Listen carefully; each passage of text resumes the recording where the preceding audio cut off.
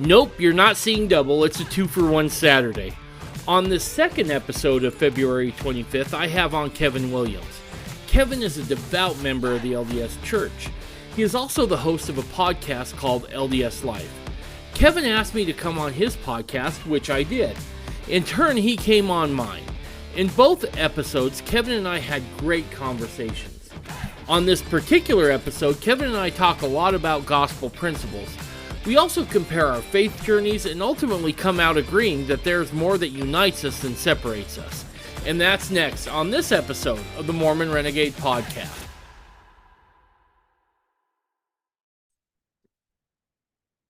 So I want to take just a few moments here and just say thank you for listening. I can never tell you how much it means to me that you spend your time here with me. Now, on top of that, last year I received donations that helped me upgrade the audio, equipment, and software.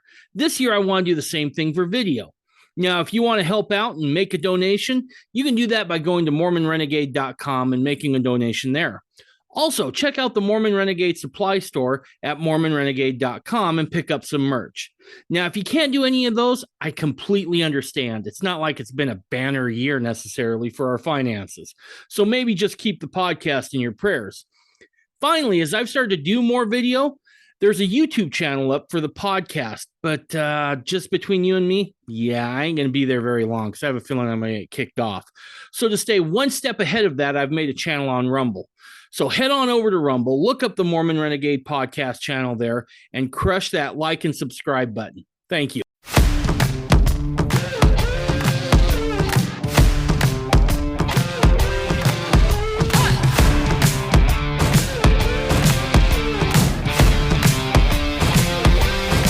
You're listening to the Mormon Renegade Podcast.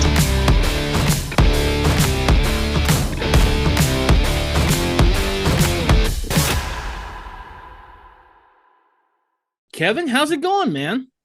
Good. How are you? I'm honored to be on your podcast. There's a country song. I can't remember who it's by, but in the title, I think it's the title, at least in the song, it says there's a first time for everything. I've never been interviewed on a podcast or a radio show for that matter, which is ironic because I've done a lot of interviews. So I'm glad to be on your podcast. Well, I appreciate you having you on and appreciate you coming on. So, I've been interviewed a couple different times, and I always kind of like that change of pace because it maybe will give me some ideas about how I talk to other people, or it's just nice to know what it feels like to have the shoe on the other foot. You know what I mean?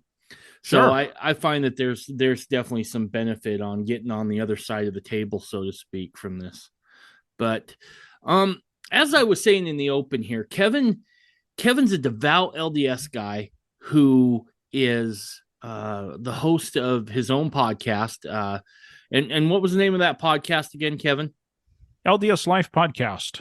See, for some reason, I keep wanting to say this LDS Life Podcast, but it's just it's just LDS Life Podcast. Okay. Yeah. All right. Yeah, and the other fascinating thing I find about Kevin is that, and I hope you don't mind me sharing this, Kevin, is that Kevin is blind, and so that's going to come up in the podcast later anyway. Yeah, and so as he does his podcast, I'm really kind of amazed that he's able to do such a great job with some of the limitations that he's had. And so it's kind of faith promoting in a lot of ways to know that. So Kevin, real quick, you currently live in Montana. Is that where you grew up? I grew up in Eastern Oregon, actually. Okay. Yeah. All right. What part? Like Ontario or? Yeah, Ontario. Yep. Yep. And you were born a Mormon, right? Correct. Tell me about your childhood. Was it a really devout home? What was it like? Well, yeah, it was a very devout. My parents were very devout LDS. And yeah, we were typical. We went to church every Sunday. My mom was the young women's president when I was in my teens. I don't know what her title was specifically. I know when I was a little kid, about 3, 4 years old, she was in Young Women's as well. I don't know her title. My dad was in the bishopric at least once that I remember. And I'll tell you something interesting about my childhood, though. I remember when I was 5 years old, this would have been June or July of 85. I was 5 years old and I was playing with a friend of mine in his front yard. And I think, if I remember correctly, I wanted to climb a tree or something. I wanted to do something. I want to say it was climbing a tree. And my friend said, "You can't do that because you're blind." And I was dumbfounded. I didn't know what being blind was. Maybe I knew, but nothing. My parents never made an issue, or at least my mom didn't. Now, my dad was a lot more protective of me than my mom. My mom was always encouraging me to go out and do things on my own and go out into the community. So you need to know that my mom pretty much raised me. My dad made that very clear to me when I was a young adult, that my mom was the one raising me. And anyway, I get home and I asked my mom if I'm blind, and she said yes, and I didn't believe her. And here I was not being able to see. I didn't believe her. And I think I didn't believe her because I did everything that everyone else did almost. I rode a tricycle in my driveway. I rode on a skateboard, although I didn't ride it the correct way. I rode it sitting down, but I thought that's how you did it. No one showed me exactly how to ride a skateboard, probably because they didn't want me to run into something and fall over. So I didn't believe anybody if they told me I was blind. I don't Right. know how you feel about that, but No, um, I think there's a certain beauty in not emphasizing something that can be construed as um a handicap or as a setback. You know what I mean? I think yeah. sometimes we shortchange humans who have something that we would perceive as a disability, right? And we shortchange them by not expecting out of them as maybe as much as we should. I'll give you an example. I have an acquaintance who has a son who is a high functioning autistic. Oh, And all this kid wants to do is just get out and get on his own, right? And yeah, for the longest time, his mom, and it came from a good place, right? It was like, no, no, you can't do this or you can't do that or whatever. And I remember I ended up, because I just felt for the kid. He was such a good-hearted kid, and so I actually hired him. Um, I was able to talk his mom into letting me hire him, which I would pick him up a couple days a week. Was working in the office during this time in my career, so I could bring him into the office and just give him little tasks. And one of the things I did is I said, okay, you see this supply closet? This has all of our survey supplies in it, and it's going to be up to you to count all the bundles of stakes and all the rebar and all the caps and just keep a good running tally of it. And he did that, and he did just a heck of a job.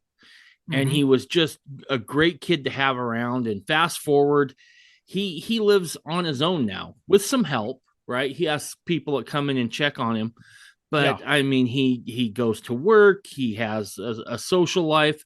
So no, I think it's fascinating the way your mom went about it, and I gosh, I think it was probably the right thing to do. I mean, Well, yeah. Well, let me finish the story because it gets more fascinating. So, I guess I don't know. I still can't figure it out. I just assumed that anybody that was blind was stupid. And mm, I remember meeting some blind people, and I guess me just being a kid, I just didn't put it all together. I don't know. But I think there was just such a negative connotation towards blindness. And I remember one day when I was in kindergarten, I was rolling paper into my braille writer, and my dad would sometimes say, "Look at what you're doing so people won't know that you're blind." And I thought, what does that mm, mean? And so let's fast forward now to October of 1987. I believe it was on a Wednesday night. I can't remember the date, but I do remember it was in October. And my second to the oldest sister asked me, "Are you sad that you're blind?" Now, I don't know why my sister asked me this question. Sometimes maybe we ask questions and don't know why. Maybe she was divinely inspired. I don't know. And I just thought that I had to say yes. And I was coming to the term, I was starting to come to the terms that I was blind at this point. And I was just barely beginning to realize that I was a little bit different than my peers. So I said yes. And she said, "You shouldn't be because you'll see when you die." And I thought, oh, okay, then I won't be.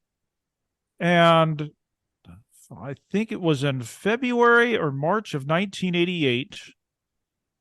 I was in second grade, and I used to go to this girl's house that I had a huge crush on and play with her sometimes. And so I used to walk home with some kids that were mean to me. And sometimes I would provoke them to be mean to me so that I could go see this girl that I had a crush on. Now, obviously, you having a crush on someone in second grade is a lot different than when you're a teenager. Sure. But still, I thought the world of this girl. She was kind of my Jenny to Forrest Gump, you could say. I don't know what happened to her. But anyway, so I would go over there, and it was the only way that I knew of to get over there, because her mom told my mom, who told me, "Oh, let's just call her mom Janine." She said, "Janine is very upset with the way that these kids have been treating you. If you ever run into trouble, just go to her house." Obviously, I jumped on this opportunity. Now, I had to calculate it, because if I did this all the time, people would catch on. So I really had to be methodical about it. Right. So I probably did this once every 2 or 3 months or something, so that it wouldn't be so obvious as to what I was doing. So one day I was over at Janine's house playing with my little friend, I guess you could say, Cheryl. We'll call her Cheryl. And Janine just said, "Oh, I wish this kid would stop being mean to you. I wish this." And I wasn't even looking for sympathy, but Janine's daughter, who is younger than Cheryl, she was 4 years old. I told her something, and I said, I wish that these kids would stop making fun of me. I'm blind." And I was not looking for sympathy. It may have sounded like it was my way of finally accepting the fact that I'm blind, finally accepting the fact that I'm different, and finally just moving on. And it made my life easier. I don't know what you think of this whole story, but I think your audience would be fascinated by it. As I think about that, it sounds like you had to come to grips with this fact that you were blind, right? And it's something that you just had never given thought to before, and it sounds like that through this experience, that was your opportunity to kind of embrace that fact, right? And come to terms with that fact. And then that probably set up how you would look at life from that point going forward.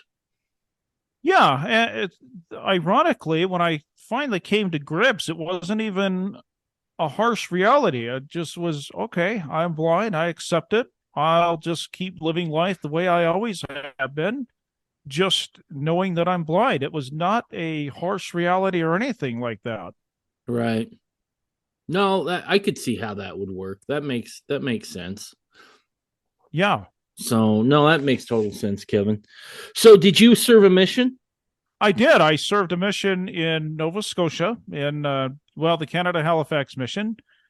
Now, the interesting thing about that is I was told that I was only able to serve a mission for 11. Well, I was told in the beginning I couldn't serve at all because I'm blind. But fortunately, I had a stake president who was willing to vouch for me and told me during an interview before I got the Melchizedek priesthood that if I knew a mission president, they might be able to sponsor me. Well, it just so happened that mission president was my great uncle.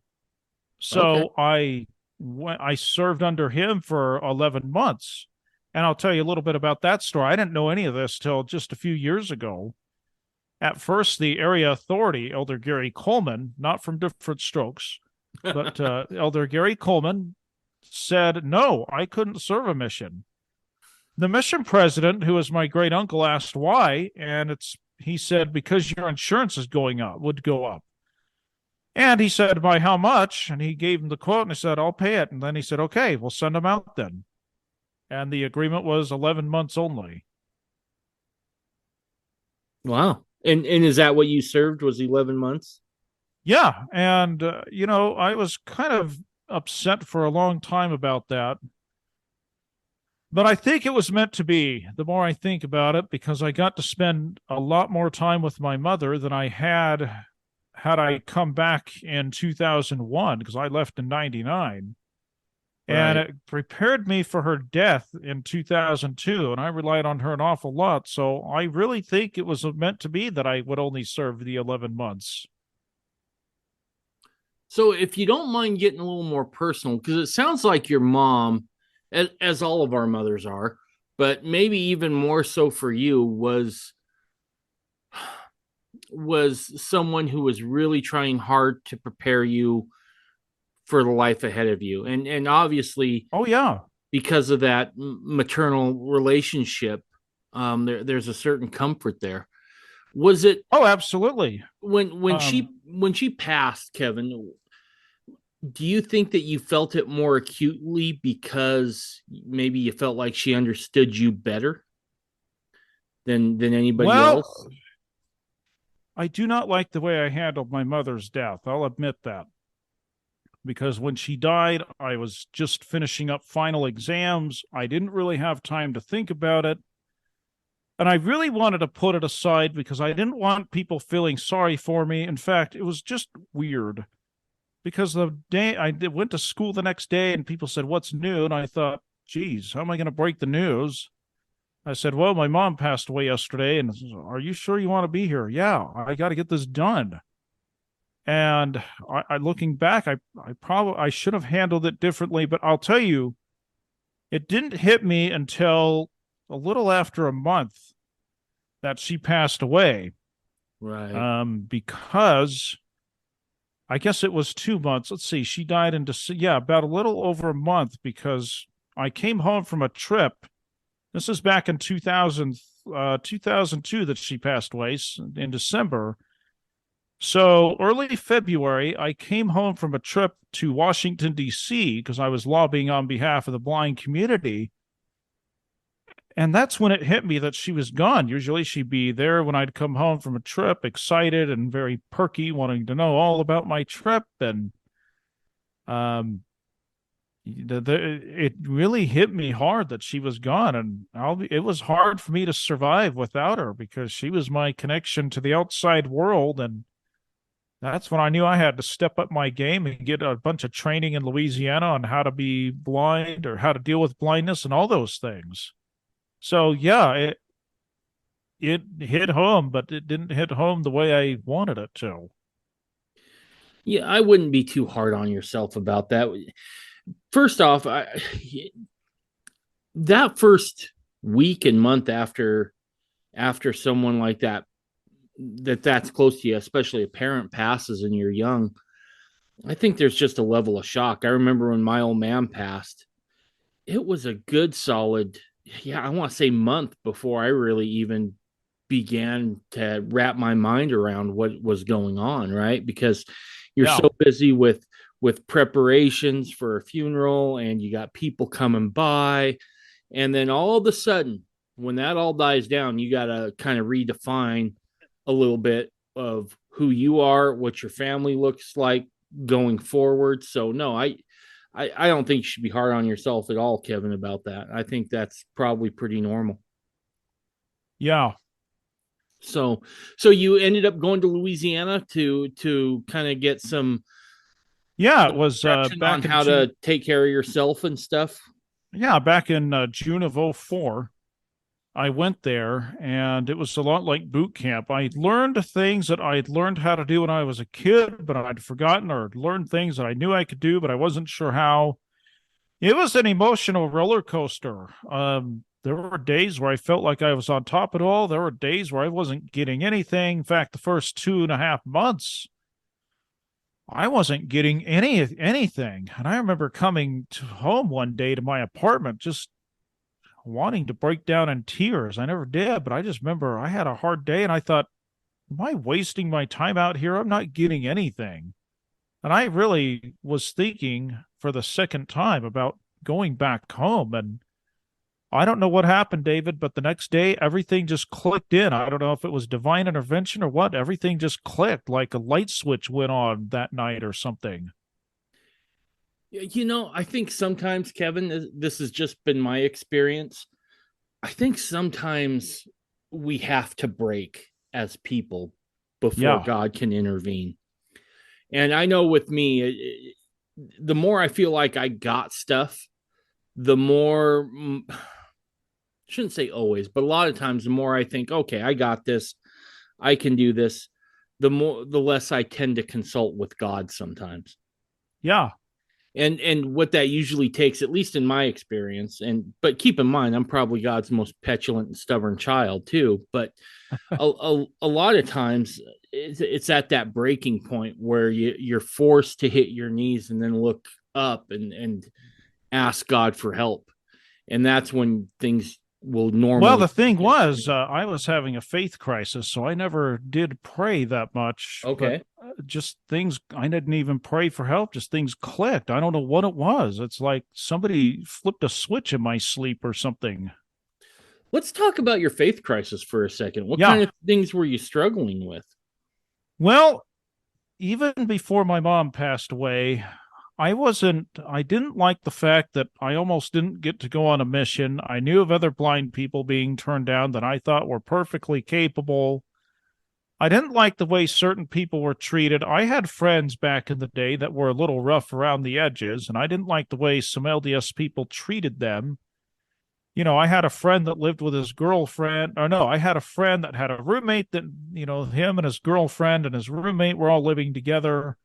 I didn't dare tell my parents about it because my dad, Mm. especially, would be know have been has been known to say, "Oh, so and so's a renegade. He's living with his girlfriend. So and so's whatever. Just call him a name." And Boy, and I thought, your dad would be really upset that you're talking to a Mormon renegade right now.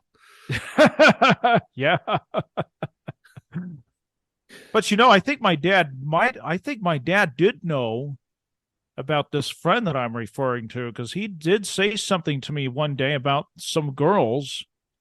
And one of those girls was my friend's roommate's girlfriend. My dad was in the bishoprics. I think he might have known. He didn't say anything if he did, but maybe he was hinting. But yeah, I kept it from my parents. I didn't tell them at all. And, I read about Mark Hoffman, and that really shook me up. I'd heard of the name Mark Hoffman in college, but I didn't know who he was. And a friend of mine called me during the same time that my mother was passing away and said, "Have you heard of Mark Hoffman?" I said, "Yeah, I've heard the name." And he said, "He's a guy that forged documents to the church." Oh. So I started asking around to my extended family because I didn't grow up in Utah and I had no idea who this guy was. In fact, I was surprised I didn't. I'm pretty educated. And so when school let out in 2003, during the summer of '03, I listened to the book Salamander. Oh, that just made it even worse. I thought, these general authorities claim to say that they're in touch with God all the time. I don't think so. Just if it wasn't for the fact that I was living with my dad, I think I would have just gone inactive right there. But because I was living with my dad and there were rules I had to follow, I had to go and kind of put on a face, but my heart wasn't into it, that's for sure. I don't. And oh, I go ahead. think we all go through that. I mean, whether you're a fundamentalist or a mainstream LDS person, I think we all have moments where we have to kind of fake it till we make it, so to speak, right? I don't think that that's too terribly unusual. Well, yeah, let's just put it this way. If the right girl were to have come along Mm-hmm. and hold me off of my knees, metaphorically, like that song Footloose, we would have gone down the forbidden path, so to speak. Let's put Okay. it that way. I wouldn't have cared if it was the right person. Gotcha. Yeah. So to kind of sum up here, it sounds like you kind of had a. It doesn't feel like you had a faith crisis around so much the gospel as you did maybe with like church leadership and church culture and maybe Yeah. the Mark Hoffman thing. So your faith crisis isn't necessarily centered around doctrine or around truth claims, but more maybe the structure and LDS Yeah, culture. exactly. Would that be a fair assessment? Yeah, and I did have a major problem. You got to realize too, back then I was a Democrat. And so I really had an issue with Ezra Taft Benson. In fact, my dream was in the next life just to hound Ezra Taft Benson and debate him and really hound on him. We can get into that later. I was going to say he was my favorite LDS prophet. He's awesome. He's very intriguing. I've come around now.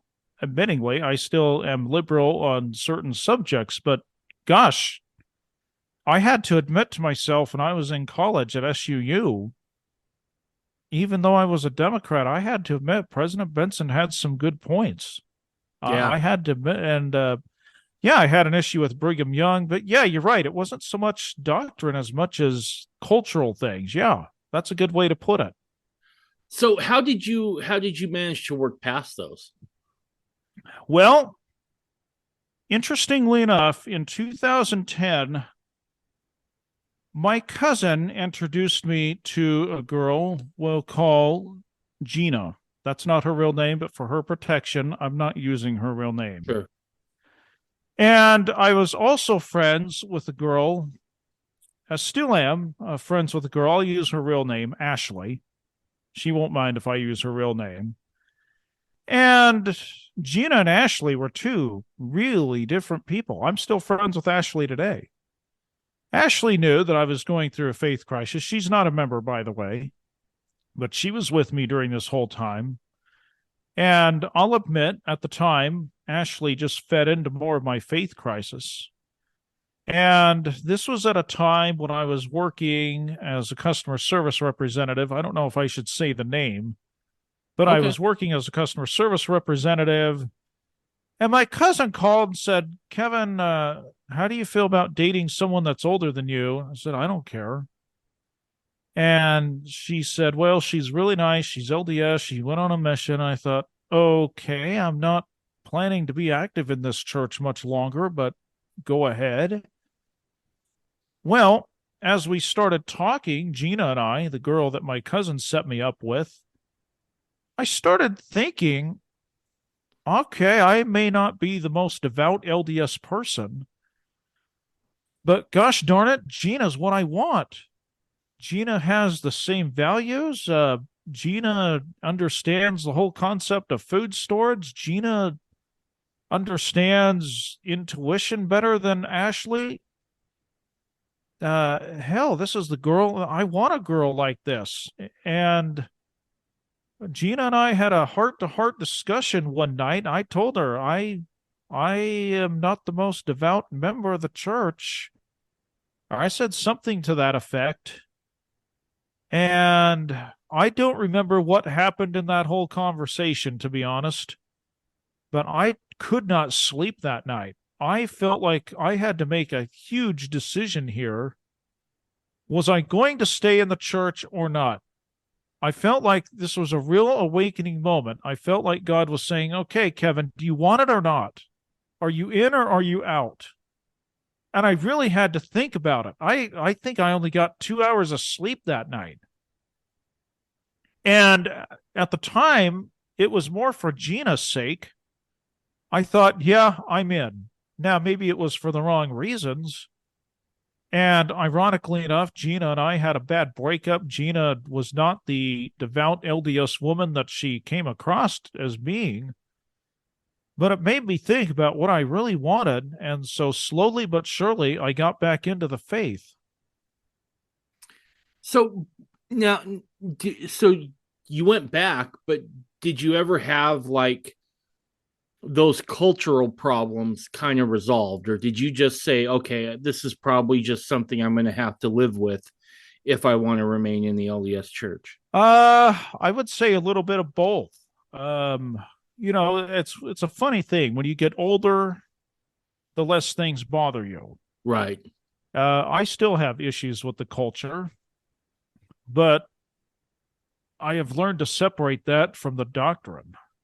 Right. And if you're going to base your testimony, I was listening to a good podcast this weekend.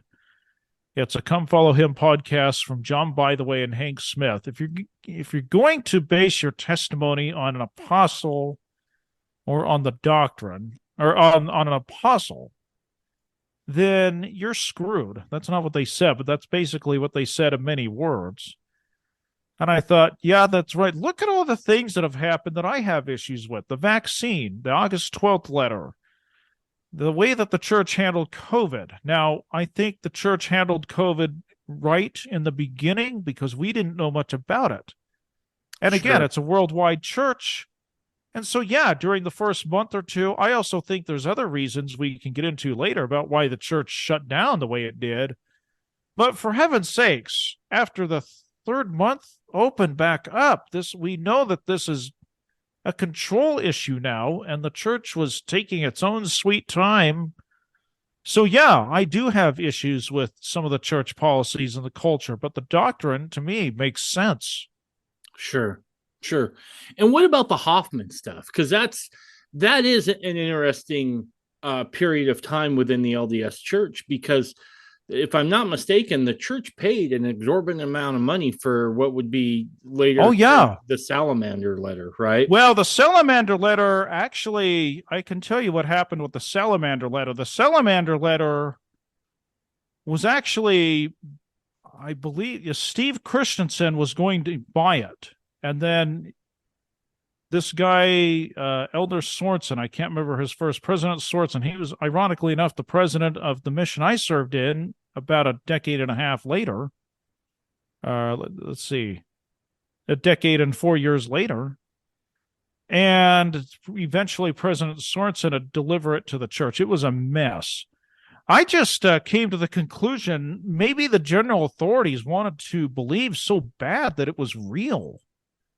You know, how many times have we come across something, or how many times have we received the gift of discernment that said, no, Kevin, you shouldn't go to this place. No, Kevin, you shouldn't hang out with these people. But I did anyway, and I paid for it.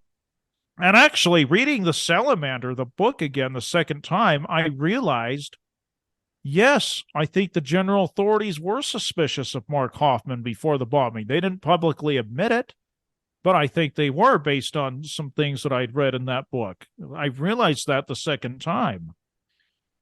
Now, don't take offense to this, but I'm going to push back here a little bit on this. Okay. Because even if they had some doubts, wouldn't you go to great lengths to kind of verify what it is Hoffman's peddling? And then also, I can kind of buy the argument if it's one or two people that, hey, we just really want this to be true, right? Yeah. But there's essentially 15 of them up there on the top shelf of leadership. So, like, nobody said, hey, we should probably really stop and think about this and maybe have this vetted a whole bunch. Yeah, I don't know. I'm not sure what the thinking was on that. I wasn't there. I'm not trying to soft pedal this. Sure. But no, yeah, I thought about that too. Why didn't the church come out and say, we've got to stop dealing with this guy? One of the problems I do have with the church, and my dad told me this when he served a mission. He and his second wife served a LDS mission. Image is everything to the church. Mm-hmm. And having put that in mind, I don't like it. But I think the church, the general authorities were thinking, oh my gosh, if we admit this, we're going to look bad. Of course, looking back, they should have done exactly what you said. And I don't know if it's true, but I had heard that Bruce R. McConkie was warning that these documents were fake. I don't know if that's true. That's something I had heard. If that's true, then good for Bruce R. McConkie for noticing something that they didn't. Right. Yeah. Yeah. Okay. I wish I had a better answer.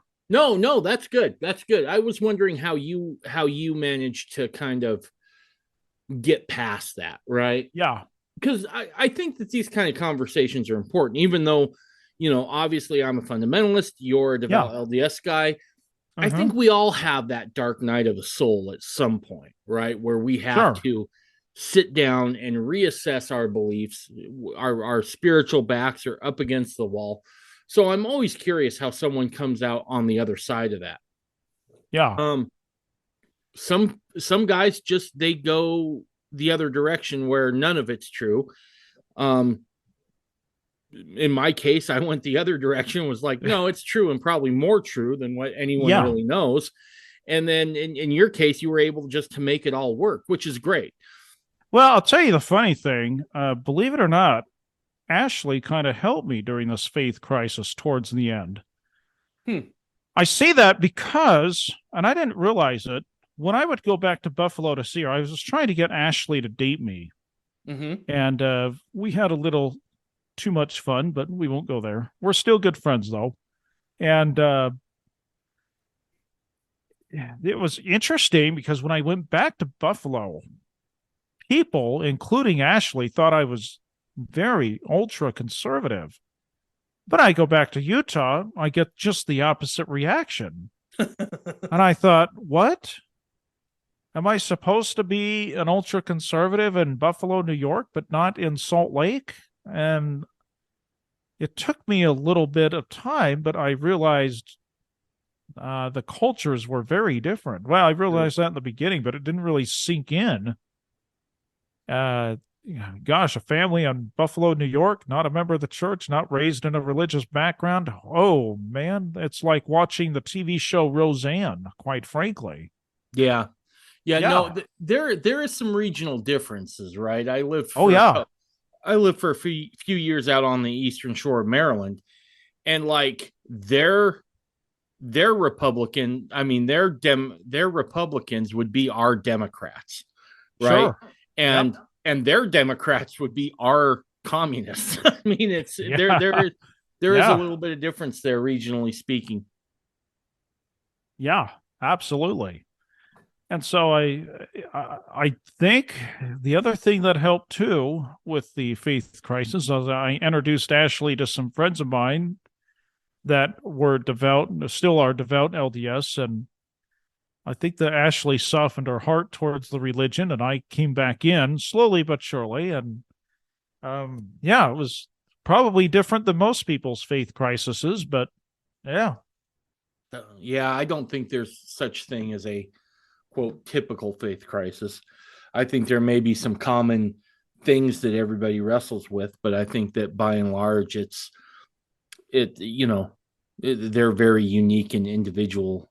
So I'll tell you one more thing about that. When I was reading the book Salamander, I don't know if this was a guilty conscience. I don't know if my mom really was there, but I remember having a dream.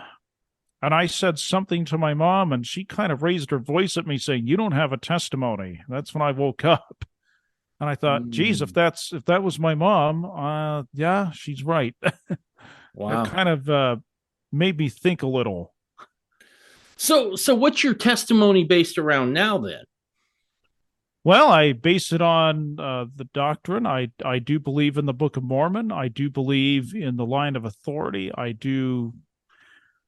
A lot of one of the reasons I agreed to stay in the church, believe it or not, was the social aspect. I liked the social networking. We're not talking about Facebook or any of that. We're talking about social you go to a place, and I realize that this happens in every religion, but it's really obvious here, and I'm sure it's probably true in your church, You move somewhere, you're automatically plugged in with a network of people.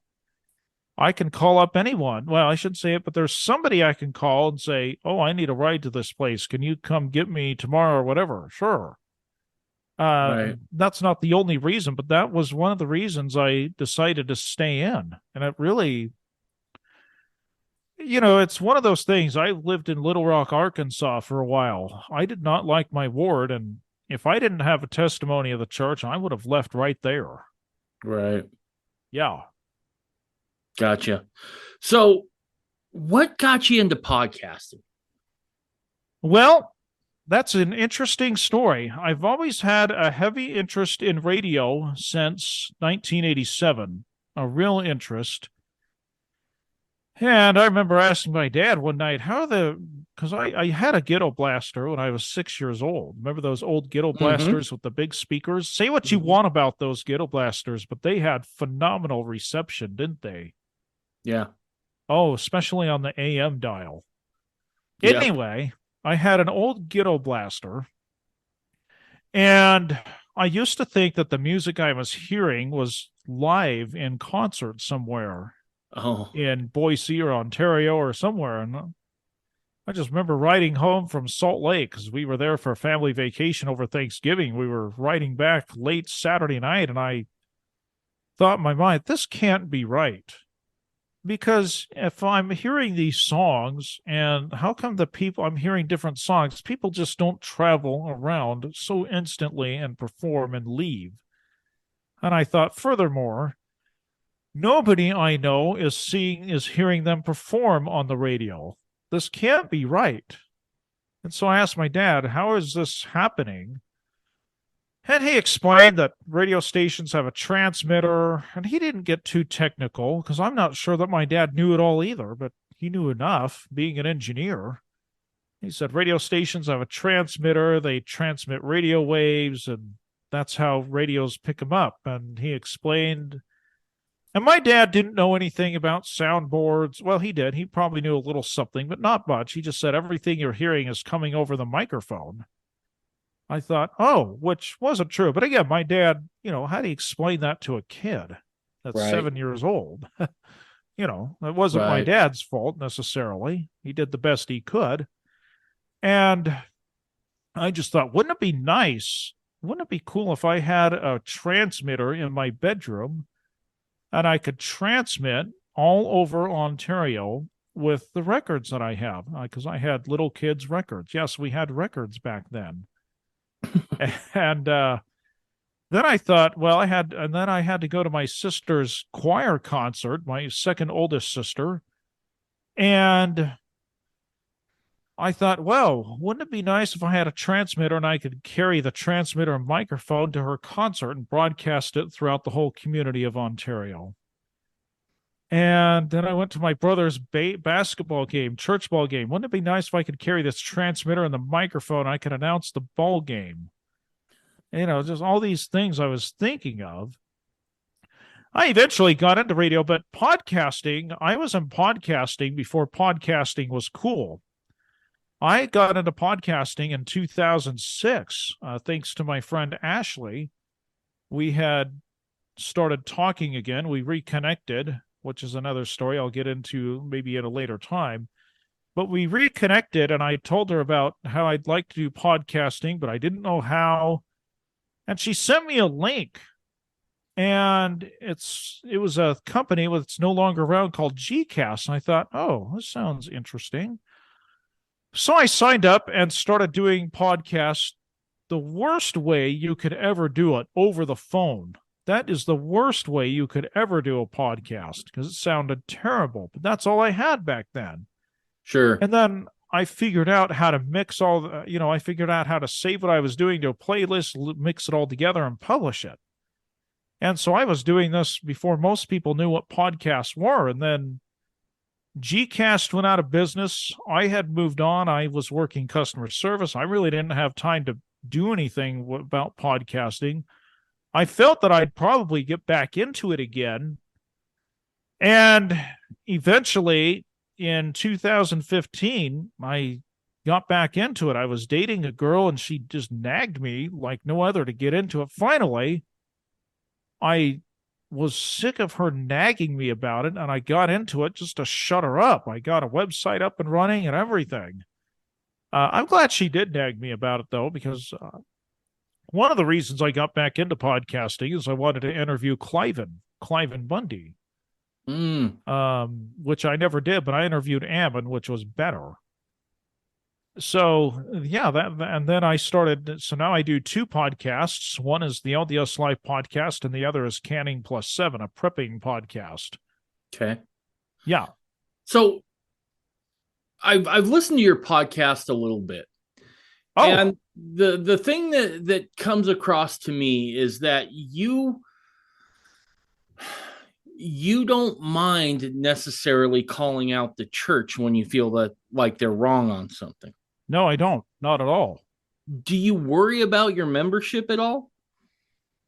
Oh, a little bit, but I have to remind myself that Jesus Christ wasn't popular.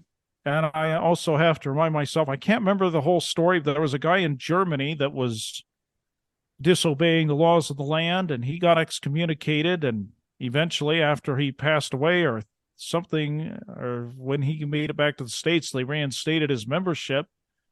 I just have to remember God can fix it. It may not be in this life, but it can be in the next life. Right. And just because I'm excommunicated or whatever, and I'm not looking to be, but if it happens, doesn't mean I'm going to go out and be promiscuous and drink and do drugs and all that. Right. Yeah. Because that's one of the fascinating things, right? Because that LDS church culture, and I feel like I can speak to it because I was a member of the LDS church for 20 years.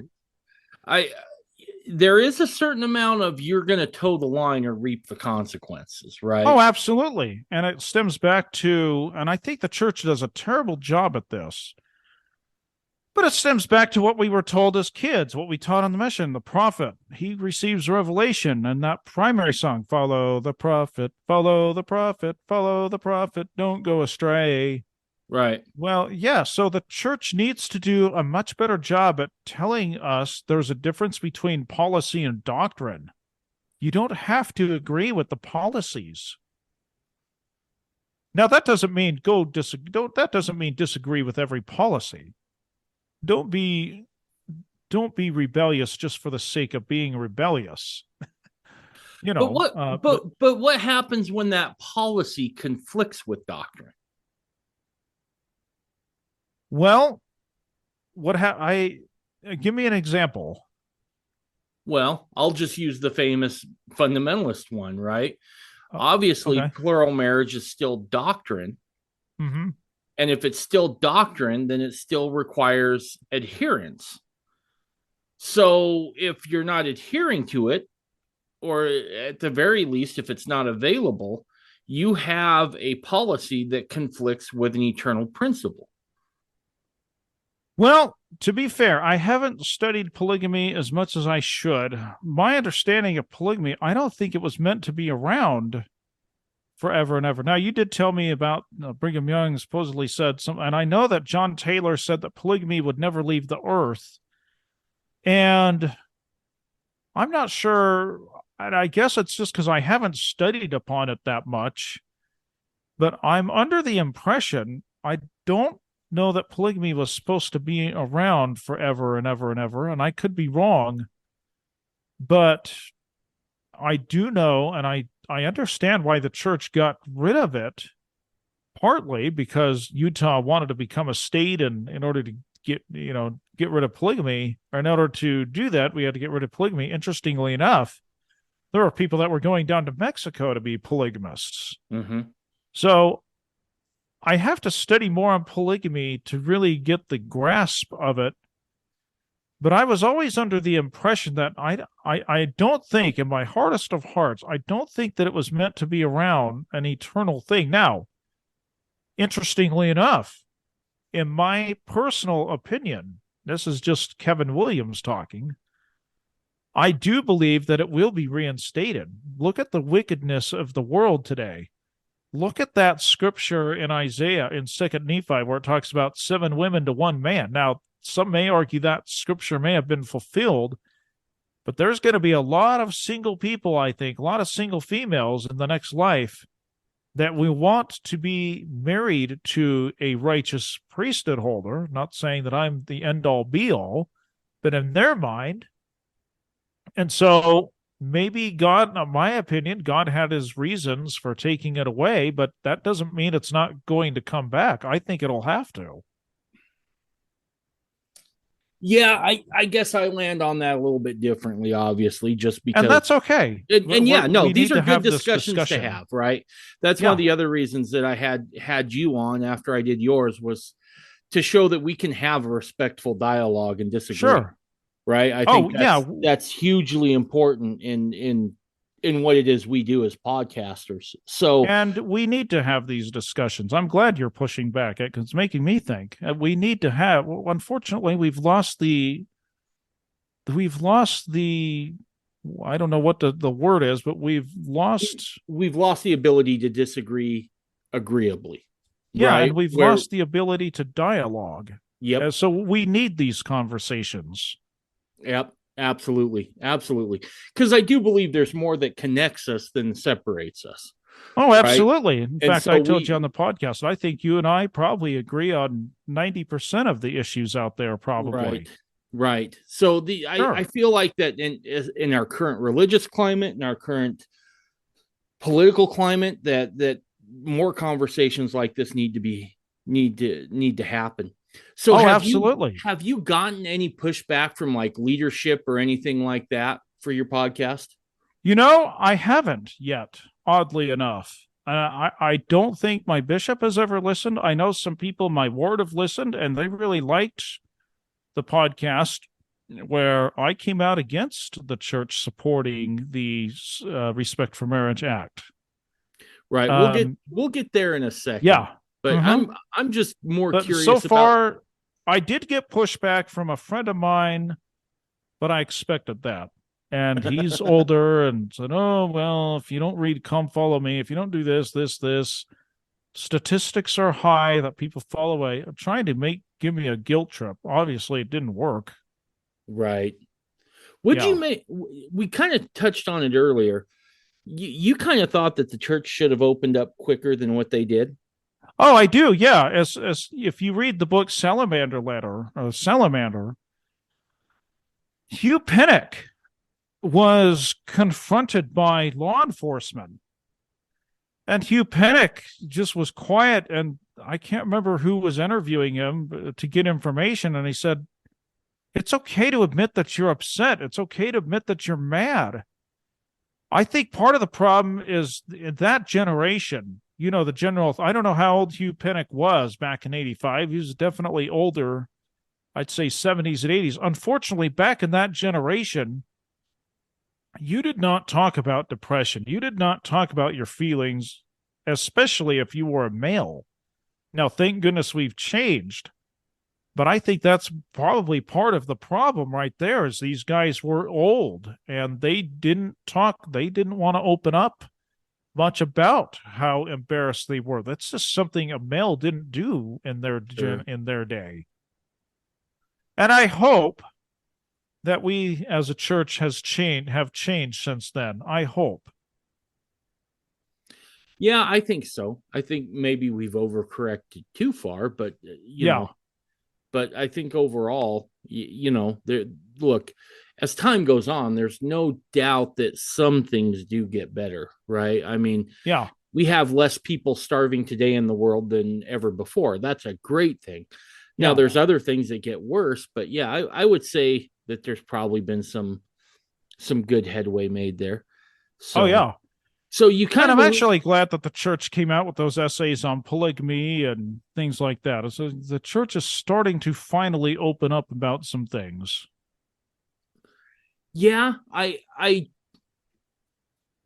reading some of those essays, you can tell that there is a lot, because it's not like the church had... It's not like they're authoritative works by somebody out of the quorum of the 12 apostles, right? So you get guys who are quasi, not quasi, some pretty big named progressive Mormons that Yeah. got in there, and without naming names, and you could tell that there were definitely parts in all of them where you could tell they were grasping at straws, so to speak, right? They were like, well, Yeah. we really don't know, but here's an idea. And so it's hard to call those like authoritative, you know what I mean? Because Yeah. they're so full of uh, bias, individual bias, that I think it makes it hard to make them authoritative. Yeah. But at least the church is finally coming out and say, yes, this did happen. And yeah, I agree with what you're saying, but yeah, at least they're coming out and saying, yeah, we're not going to be shy about it anymore. Yeah, something like this happened. Well, I think I think the church is still a little shy about it, right? I've always said plural marriage is like the church's drunk uncle that shows up to Oh gosh, Thanksgiving yeah. Thanksgiving dinner, right? You're just waiting Yeah. for him to say something uncomfortable. And you Uh-huh. get the feeling like polygamy is definitely that issue. So what Yeah, about I don't think polygamy was a mistake. But anyway, go ahead. no, you're good. What was your feelings during COVID? I mean, did you feel like the church handled that okay? At first, yes, and here's why. And I could be wrong.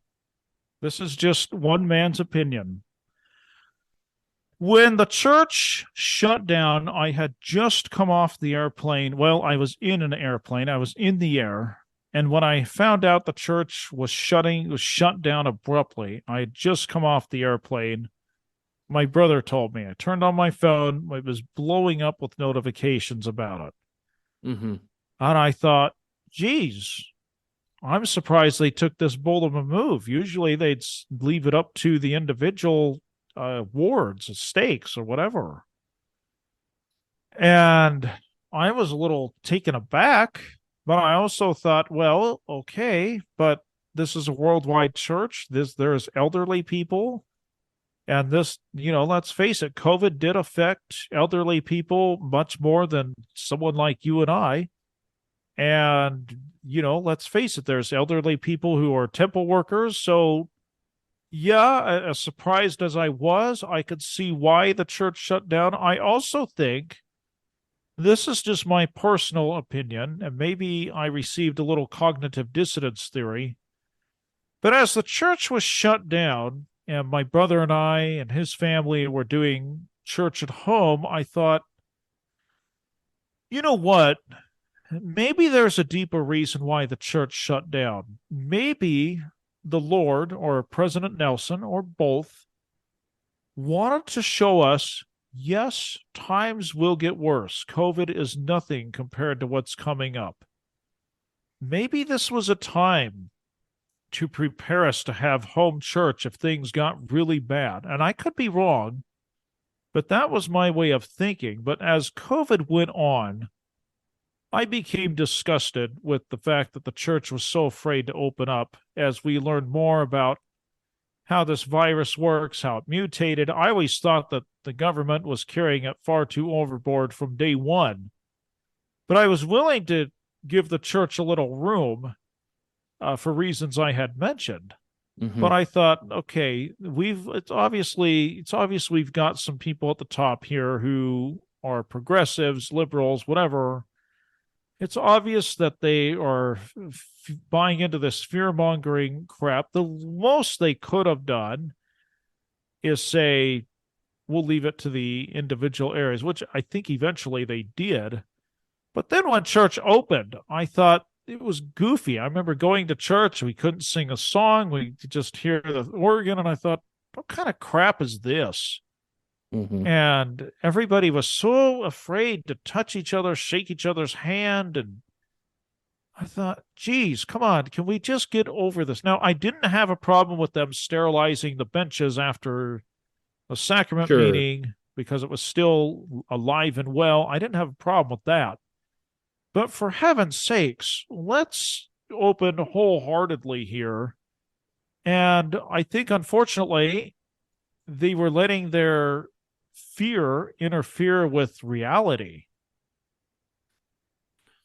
So I have somebody who I shouldn't say I have somebody. I have a friend who works up at church headquarters. And Okay. what he had told me is that it was all legal issues, right? Oh, could have been. That the church felt like if someone got sick at church, they could be liable for a lawsuit, is what it really boiled down to.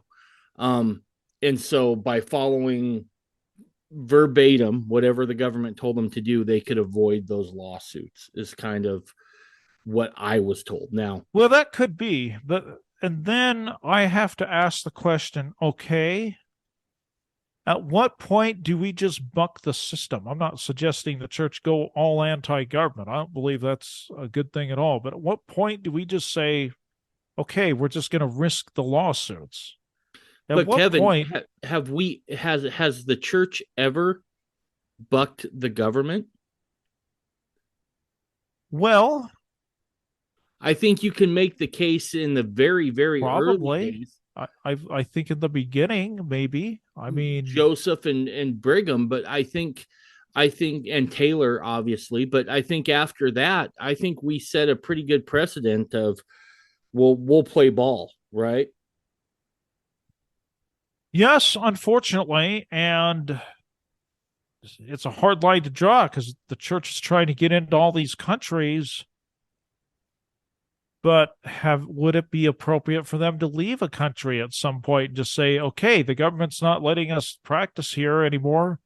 Oh, here's your come follow me material. Practice on your own now. You've done this before. We didn't COVID. Here's your come follow me material.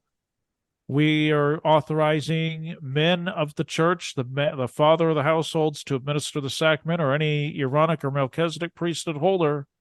You're on your own. Sorry, but the government's kicking us out. At what point would they be willing to do that? Well, I think you have to go back. I mean, and I understand where you're coming from on that, but I Uh-huh. guess we have to look back at what the church was originally doing, right? It was gathering Israel Yeah. to America, right? And so maybe the answer isn't, hey, here's your manual, talk to you later. Maybe the answer is, well, I guess maybe we better start gathering again. Yeah, and I don't know, it's interesting you mentioned that because on my mission, a lot of people wanted to come to Utah, and understandably so. But I worried because I think they got this impression that when they got to Utah, all their problems would be solved. Sure. And I remember reading something in the Ensign before we had the Liahona magazine globally that the church wrote a letter saying, don't come to America just because the church is here. You've got to grow this in your own land. So I don't, and I get it because they want to have the church in other countries. And I think my understanding, gathering Zion probably has to do with gathering it in your own area. Now, I don't know how that's going to look in the last days when things get really bad. I don't know. I'm just thinking out loud here that maybe the church is worried about coming to people coming to Utah because, oh my gosh, we're here in Utah. And I know this, David, that people outside of Utah, you may have experienced this, especially when you go to Buffalo, New York, or whatever. Mm-hmm. They think, oh, David's from Utah. Great. David's going to show us how it's done. And maybe the church doesn't want all of that is what I think personally. I could be wrong, but I wonder if maybe that's what I think the church had reasons to worry about people coming to Utah just to be part of the church. And I think they wanted to warn people, hey, just because you're in Utah doesn't mean your troubles are going away. No, I can see that point of view. I guess my thought would be is that the church, while it's definitely, its headquarters is in Utah and a Yeah. large chunk of memberships in Utah, Uh-huh. but the church itself has influence. Mormondom is pretty regional, right? I mean, if we look Sure, at especially if in the Intermountain West. yeah, if, I was Absolutely. just going to say, if we look at the Intermountain West, there's a little bit of Utah in every one of those states, right? Oh yeah, Just especially because. even where I'm from in Ontario. We were the minority, but gosh, there was enough of us there. We definitely made an influence. I'll tell you that. Right, Sure. right. Uh-huh. So the space problem I don't necessarily see as an issue.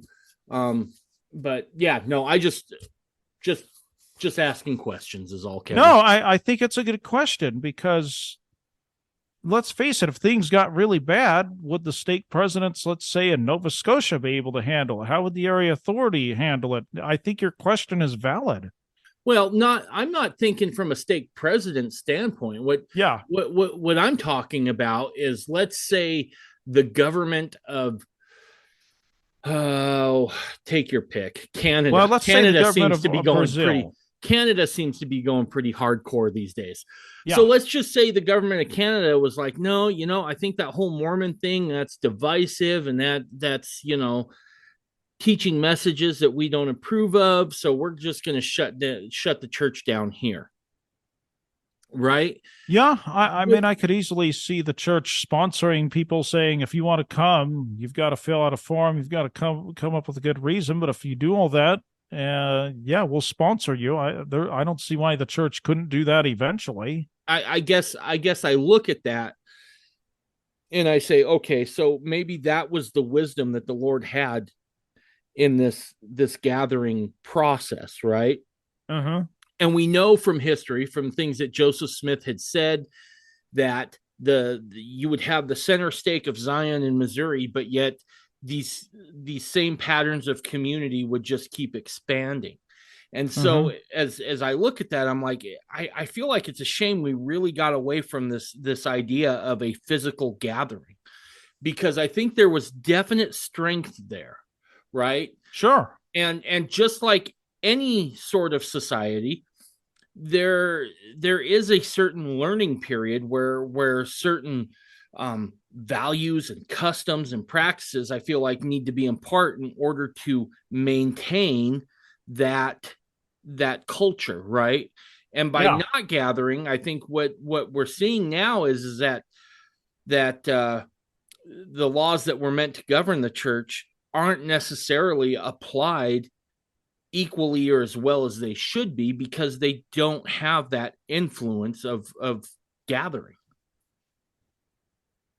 You know, you have a point. I do know that, and maybe this is what you're alluding to. When I was in Nova Scotia, church was very different. Yeah, we still had the 3 hour block back then. Yes, we still were studying the Brigham Young Manual, but wow, the culture was different. It was a whole, and yeah, maybe is that what you're Yeah, referring to? yeah, That because the Utah here's culture is so different than the culture in Nova Scotia and so forth. well, and I think we have to be careful that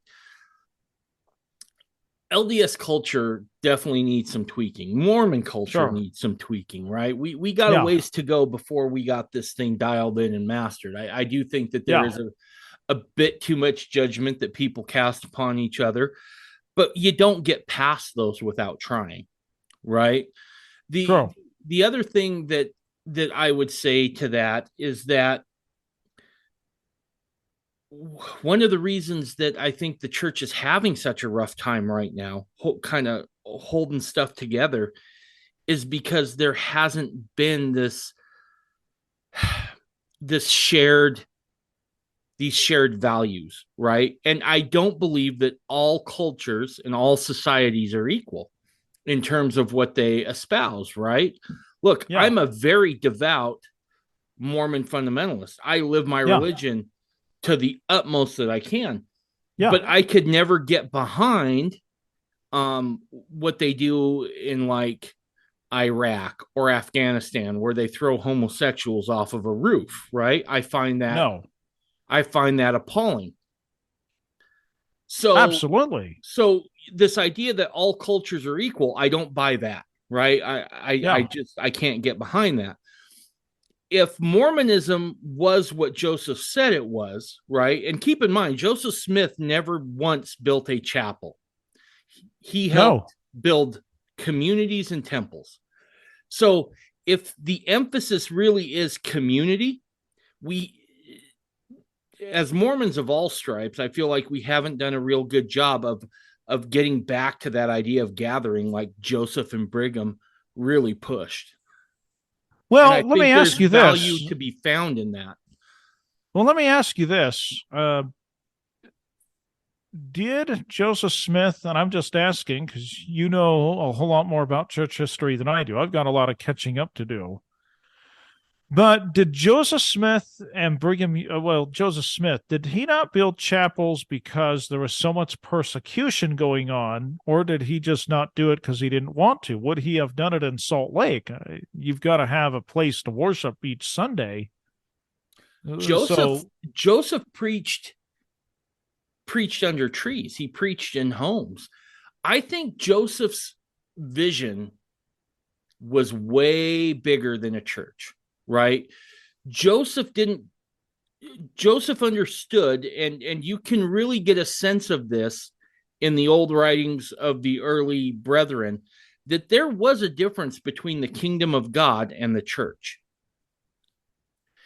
And Joseph he understood that the church was kind of the gate by which you entered the kingdom. Mm-hmm. Right? And so I don't think Joseph was terribly concerned with building chapels. I think he was in the mindset of, we need community. What about Brigham Young? Was he concerned about building chapels? He was. But that wasn't till later in his life. And I think a lot of things transpired that caused Brigham to go that direction.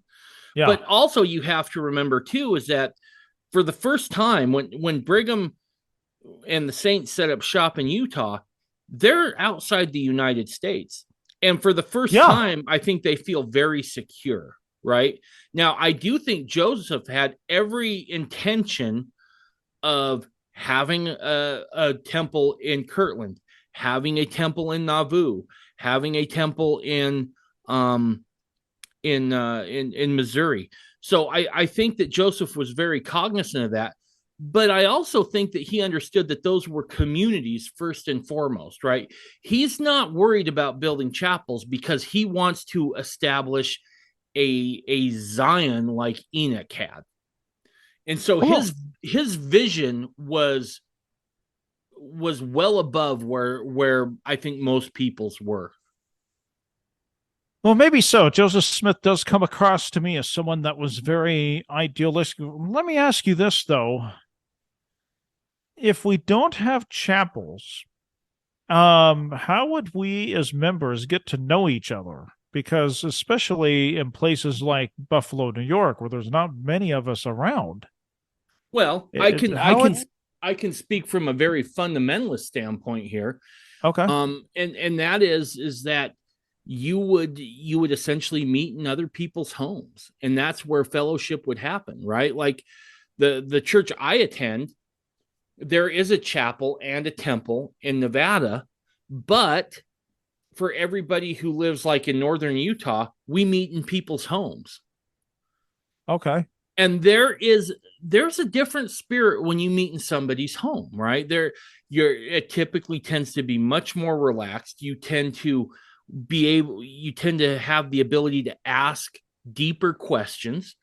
And the other thing is that something happens when you invite a person or people into your home. There's a different bond that's connected. And so I can only answer this as a fundamentalist, but I think it's a valid argument because we know Joseph did it this way, is that preaching and that teaching takes on a much more personal feel in that kind of environment. Well, let me ask you this. And I think this is a good discussion. This is just me thinking. What about the youth? What about youth activities? What about where you get the young men's together, have an activity. How would you do things like that if we just met in each other's homes and we had no chapels, no wards, or whatever? Because Mhm. you've got to keep these activities going, or you're going to lose membership dramatically. I'm not saying having outlandish activities is the best idea, but you know how when I was a teenager, I went to church. Well, I started having a change of heart. When I was a senior in high school, I went to church because I wanted to learn the lessons. But before that, I just cared about cute girls and hanging out with people my age, although I didn't have a lot of friends in church at that point, but that's another story. But how'd you keep things like that going? Well, I think it ultimately has to start at home, right?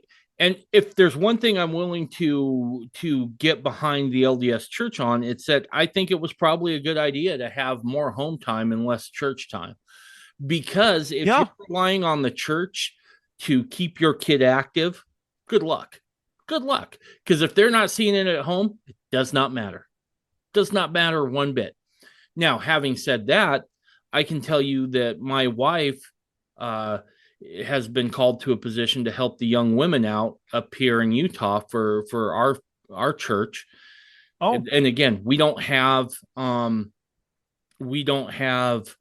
a tremendous amount of youth, but she still has that responsibility. And so it's just a matter of okay, maybe you go over to someone's house and you learn some life skills, whether that's balancing your checkbook or whether that's learning how to cook or first aid or any of those other things, right?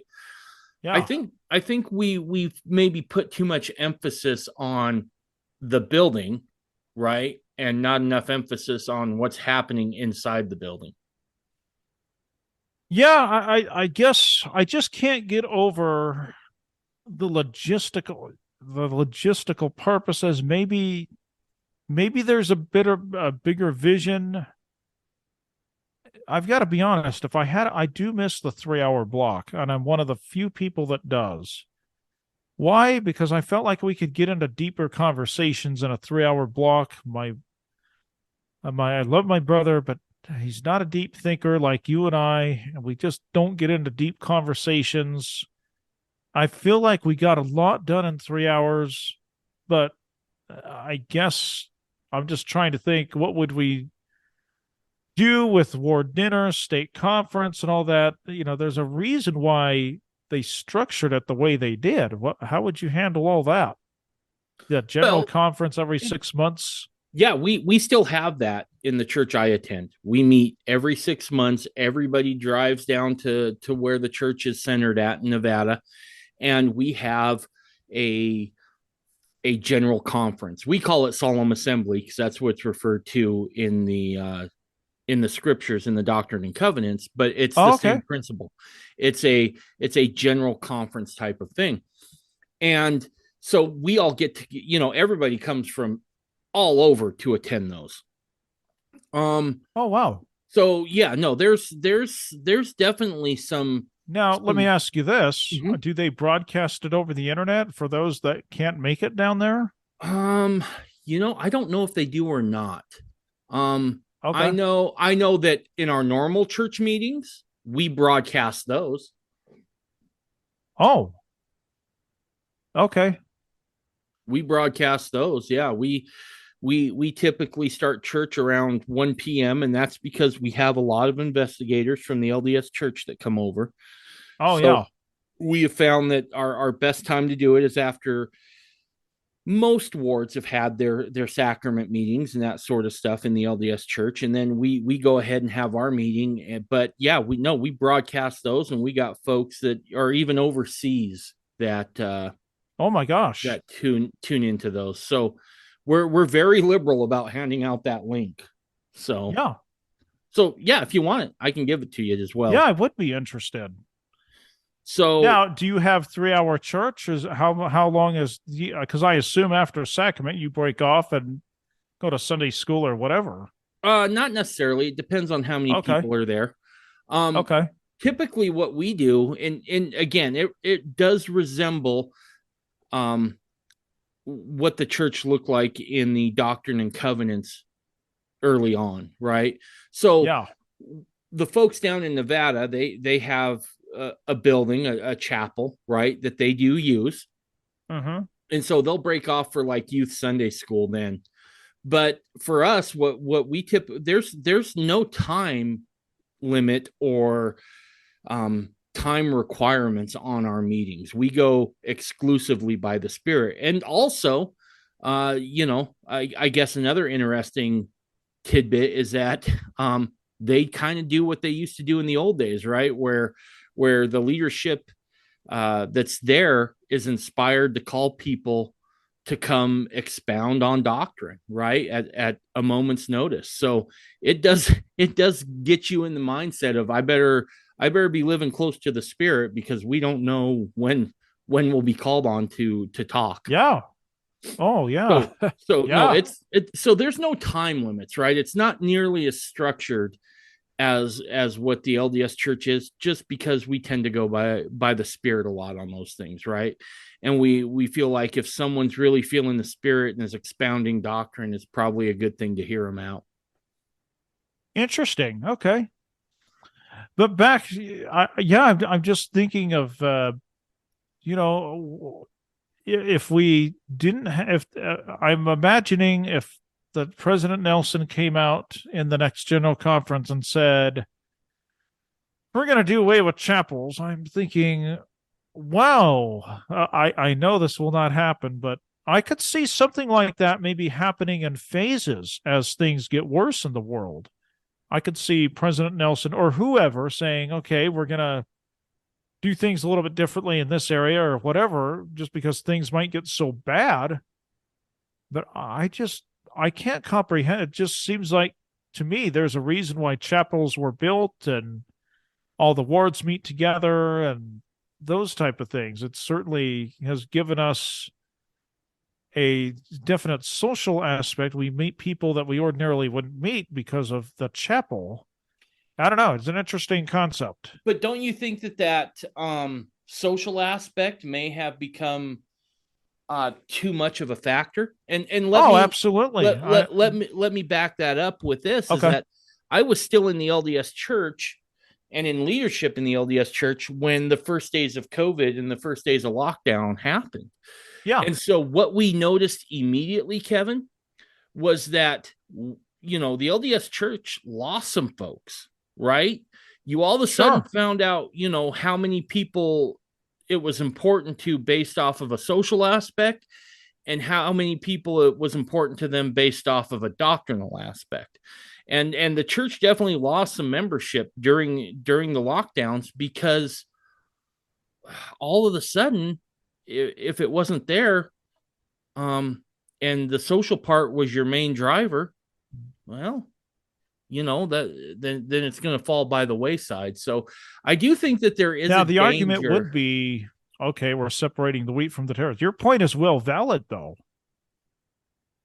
So yeah, I mean, and that's one of the fascinating things about Mormonism, right? Is because it is a society unto itself to a large degree, and it is a culture unto itself. But if the social aspects take precedent over the doctrine, there's some problems to be had there. You have a point. Your point as well. You have a point. And maybe that's part of why President Nelson said we're doing home study. You have a point. Well, yeah, I guess the other thing is too is that I think at some level you have to either be prepared to do that or have someone who's willing to show you how to do that. Yes. And I think that when COVID came around, nobody understood fully how to do it, right? And I've often thought, if those times ever came for the LDS Church, I sure hope that they go to their fundamentalist brethren to say, okay, how you guys been doing this? You have a point.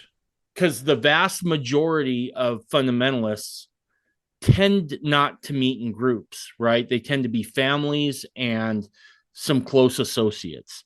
So they really are very well positioned to be able to carry the work forward with diminished physical resources available.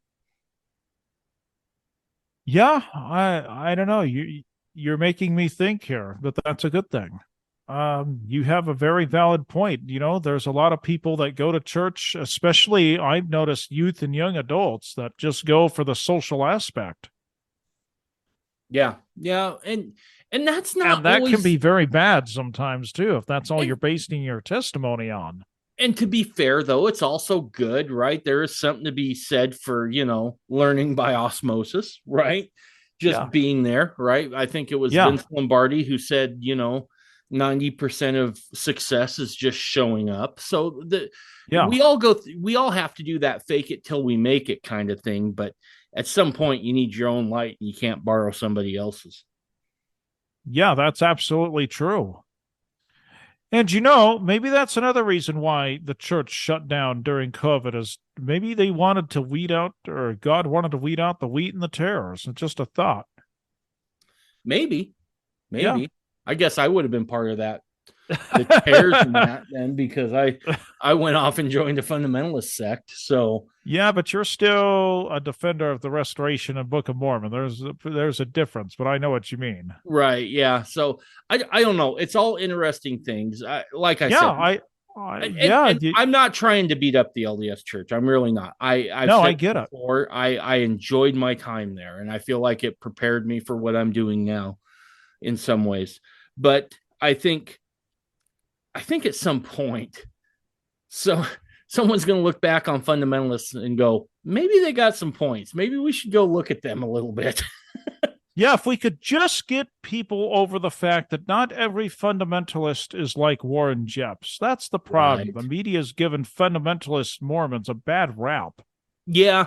Yeah, they have. I mean, and that's one of those things I think we'll continue to struggle against for a while. Yeah, You know, it's one, unfortunate. one of my hopes in doing this podcast was is that it would inspire more people to kind of come out of the shadows and say, yeah, we've been living this way for a long time, and that sort of thing. And gosh, like I said on your podcast, Kevin, I haven't met personally a fundamentalist yet who was like, I'm totally for underage brides, right? You just don't Yeah, really see it. It's reserved, it seems to be for the tyrants and for the false priests who oppress. I don't know how else to say it. So, yeah, the Warren Jeffs, the Kingstons, I think you can see some definite issues there, but the vast majority of fundamentalists, you never know them. that's the problem is, Yep. and no offense to you, but I think people like you need to start speaking out more, not just on your podcast. Maybe you can go to the media. I don't know how you're going to do it. Your podcast is awesome, Well, I but appreciate that. I'm a you clown got to with a do more. microphone, though. Maybe not you as a person, but your group has to do more. I don't know if they can get in front of the media or what. You know, fundamentalists are, especially right now, in kind of a weird transitionary period, right? Because you have this old guard who have some very valid concerns, right? These were people who had their kids taken away for Yeah. simply living the gospel to the Are you dictates of talking their about the heart. Warren Jeffs crowd specifically or everybody? Well, yeah, I mean, do you know the history of how the Jeffs came into power down there in Short Creek? Well, I think so. I don't know. I heard a podcast. I'm not going to mention his name, but I heard a podcast with someone who grew up in that, and my understanding is Warren Jeffs came into power because his father was into power. He died, and so he took over because it was the line of authority thing. What Well, they that's not necessarily true. Not necessarily the whole truth. So you have to go back to the latter days of World War II, actually. oh So the and again, I'm not throwing stones here. I'm just yeah telling you what I've read and also what I've had really good historians on this podcast tell me. okay Um, the LDS Church during the 40s was really trying to kind of get rid of that fundamentalist end of the Mormon religion, right? They wanted to be done with it. So they actually had some sympathetic members who were part of the Arizona Highway Patrol and that. And so they decided, okay, we're going to go raid that compound down in Arizona. Back in the 40s? Yep, back in the 40s. And we're going to go ahead and we're just going to put an end to this. We're going to put the men in jail. We're going to separate the families. Doesn't it sound an awful lot like the Edmunds-Tuckers Act from the 1830s? Yeah. I mean, 1850s. Anyway, so they go in there and they arrest these men. They take the children into protective custody. And what's fascinating is, Kevin, is that it's the rest of the nation that comes to their defense. Actually, I can't remember what magazine it was, but the magazine that featured the story about what had happened started to receive hundreds and hundreds of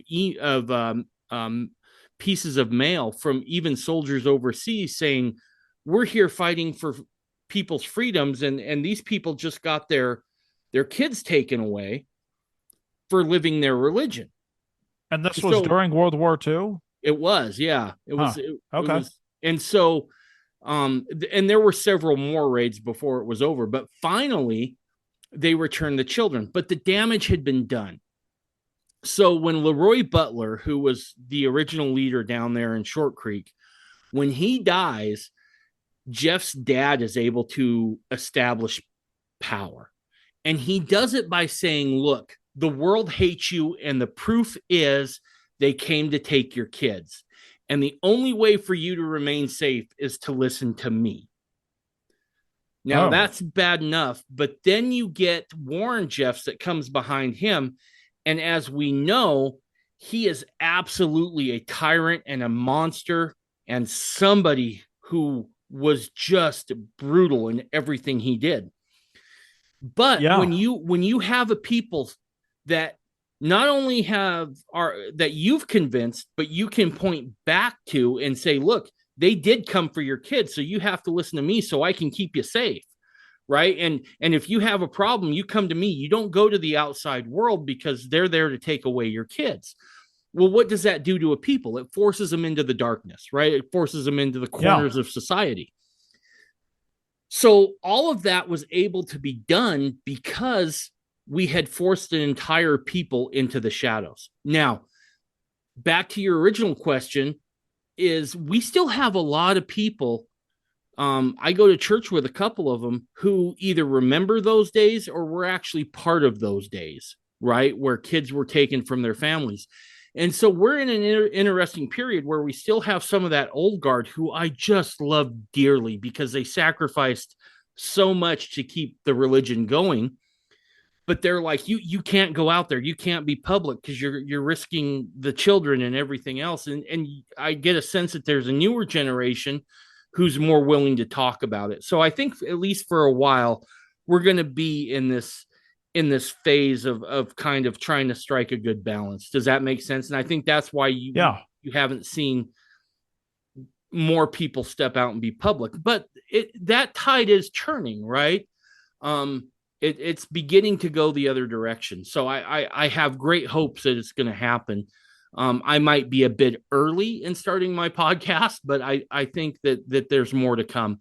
And I have been pleasantly surprised that as I have talked with other fundamentalists on the podcast, they've always been, while they've been apprehensive about, well, I don't think I'm your guy, or I don't think I have much to say, by and large, they're really excited to do it because I think they can recognize that perhaps for the first time they get to tell their own story.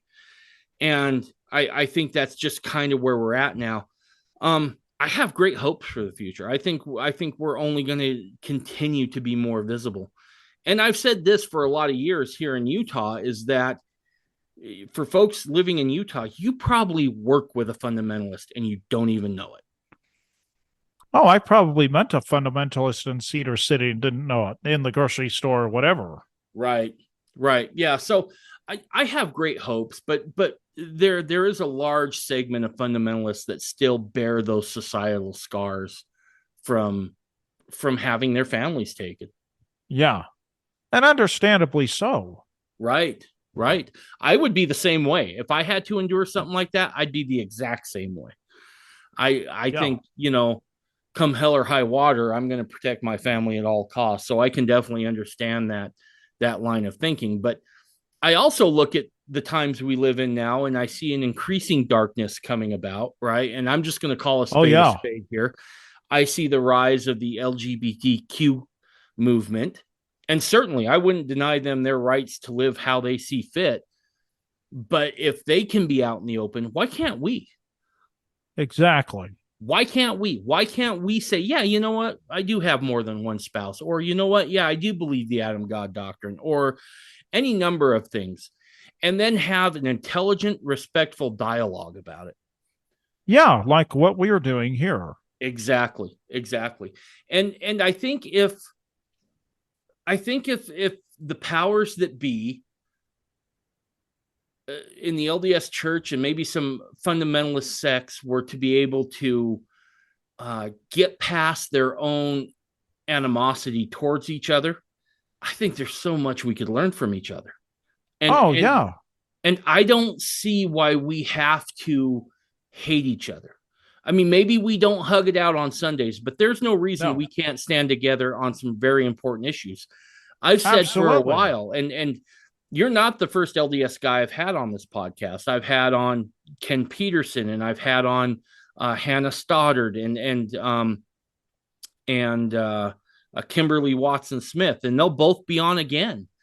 But my point has been is that, look, the other side is coming for every one of our kids.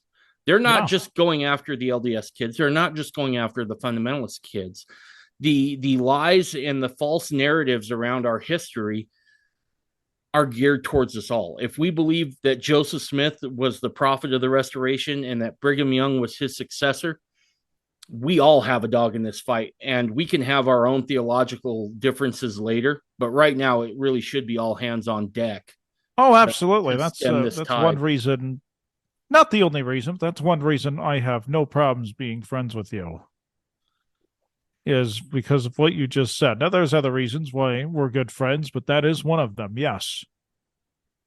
So yeah, no, I just find that the differences that separate us shouldn't separate us as much as they are. Like I said, we may Yeah. not be able to hug it out on Sundays, but there's no reason we can't do a work project or a service project together on a Saturday. No, and there's no reason why I can't have dinner with you or whatever in your house on a Saturday night or something like that. Right. And Absolutely. likewise, there's no reason why you can't have dinner at my house on a Saturday night or whenever. Absolutely. Absolutely. I think there's plenty of room within Mormonism for all of us. Yeah. And it'll be interesting to see where things go. My fear is how far can we go down this road as LDS people supporting these causes, LGBT causes.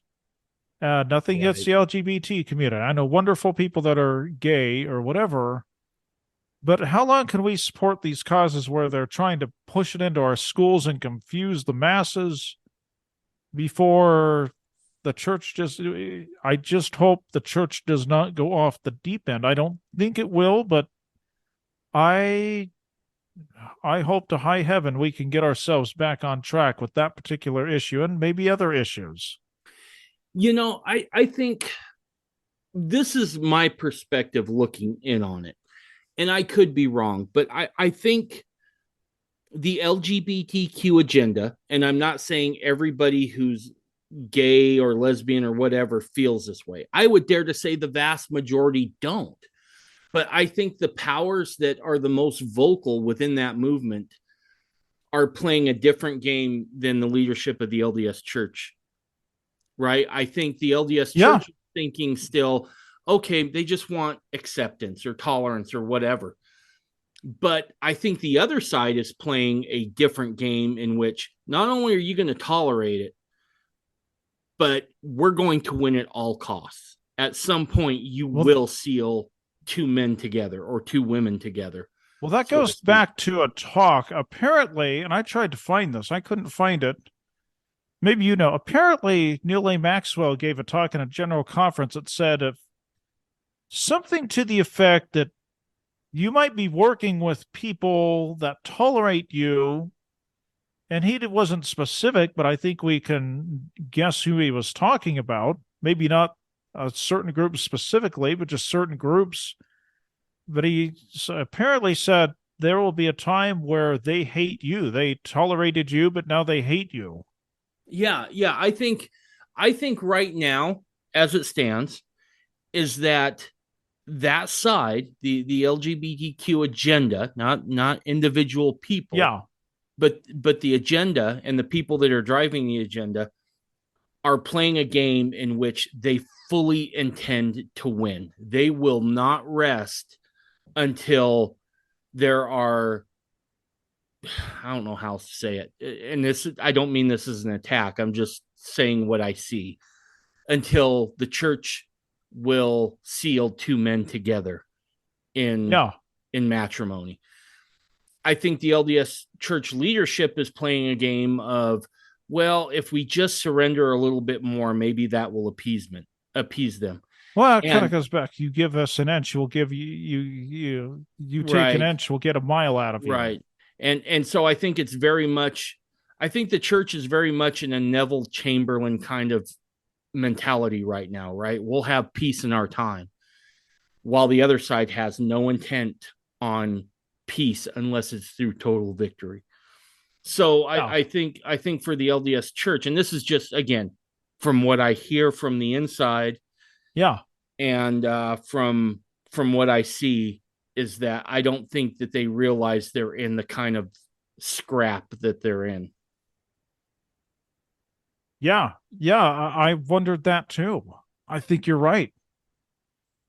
And the other problem is we have more liberal people in the Quorum of the 12. I know Elder Uchtdorf is more liberal Yeah, as opposed to Dallin H. Oaks. I don't know about Todd Christofferson or any of those, but that's a problem too. We have these people that are okay, they might be getting revelation from God, but they're human and they're going to have their politics or whatever, call it whatever. And yeah. that's a problem too. I think this is where we have to be so grounded Yeah. in not just history, but in truth and in principle, that we let maybe some of those feelings about politics um, be driven by our doctrine, right? Certainly, um, certainly, there should always be a separation between church and state. I think Yes. But church everybody's and in state, favor of that, in favor of that. But yeah, but church this and state idea has that, been skewed. right, this idea that politics and religion will never mingle, that's not true either, Nope. right?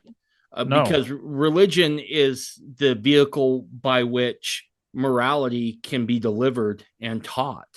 And really, the government is established to protect people's rights. So at some point, you will have intersections between morality and religion and politics and government, right? I think abortion is a prime example of that, right? Where morality, religion, politics, and government intersect, and you have to figure out which one's more important. Yeah, and it does bother me that the church does not work with some of these anti-abortion groups, even though it's worldwide. I think I would love to have a bishop, my bishop, get up there and give a whole sermon on Roe v. Wade and the politics and the overturning and how we have to stay in this fight. I'd love to hear a powerful sermon like that from my bishop. Right. I think the church is in a position now where they have to be a little careful, right? Because such a large portion of their membership is pretty far left these days. Yes, unfortunately. So I think it's just kind of the waters that they're forced to navigate at the moment. Yeah. But anyway, you were pretty fired up. I listened to your episode when the church came out in support of the Defense of Marriage Act. Or Oh, yeah. Well, I don't like the fact that the BYU professors are teaching this BS of, oh, we got the gender, there's more than one gender. This is BYU, for heaven's sakes. right, right. And I'm curious as to why we're not hearing more of Jeffrey R. Holland talks about what, he gave a pretty powerful talk. I don't know if I want to use condemn, but almost condemning some of the BYU Mm-hmm. professors. And once the LGBT and the dissonances in the church, the Patrick Masons got a hold of that, you didn't hear a word. Did they have something to do with the brethren not talking about it again, or what? I You know, think we need to know. I'm with you. I'm with you. I think we need to know. One of the things I've wondered about, I'm not saying that this is what it is, but one thing that's crossed my mind is the LDS church just waiting for the old guard to die off, and then they'll make Yeah, I changes as have to they feel wonder. appropriate. Yeah, I don't know. I think it's a fair question. I hope not, but it's a real possibility. Yeah. Yeah. I tore my knee up a few years back. I tore my ACL and stuff. And so I had like a ton of time on my hands. And as I rehabbed and got it back working. So in that process, I'm like, I am completely bored. There was only so much Madden football I could play on the Xbox before I just went stir crazy. So so I read a Yeah. bunch, I played a lot of video games, and finally I'm like, you know what? I'm gonna go take some classes because we lived really close to UVU, Utah Valley University. Oh, yeah. And so I would just go over there and I would just pay for classes, right? I wasn't looking for a major or anything else. So I took courses in anthropology, I took a lot on political science, and as I would get teamed up with some of these and I hate to call them this, but kids, right? These young Yeah. adults. Well, you can call them kids, yeah. What I noticed was is that they don't have the same thoughts like guys like you and I do, right? Where we tend to say, okay, we got to keep marriage between men and women. They say, well, why can't two men get married? I don't get it. I don't see what the big deal is. I don't see why the church is so hard on it. And so I'm a little nervous for the upcoming generation. Oh, I am too. And, we got to tell people God created Adam and Eve, not Adam and Steve. Right, right. But then they're going to come back and say, oh, well, science says this, and science says that people are born homosexuality. I actually happen to believe that there are people that are born that way, but for whatever reason, well, I think we know God wants us to procreate and have sex and, procreate the right way. And being homosexual violates that law. Now, I can't judge a homosexual's salvation. That's between them and the Lord.